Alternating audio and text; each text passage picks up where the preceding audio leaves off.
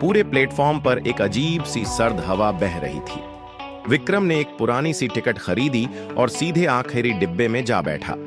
अंदर कूदते ही उसकी नाक में एक तीखी बांसी गंध आई, जैसे सड़ी हुई मिट्टी और पुरानी लकड़ी का मेल। पूरा डिब्बा खाली था, सिवाय धुंध और उमड़ती शैडोज के। तभी एक ठंडी लहर दौड़ी और खिड़की पर कोहरे के साथ एक परछाई साफ दिखाई दी। विक्रम की चीख गले में ही अटक गई।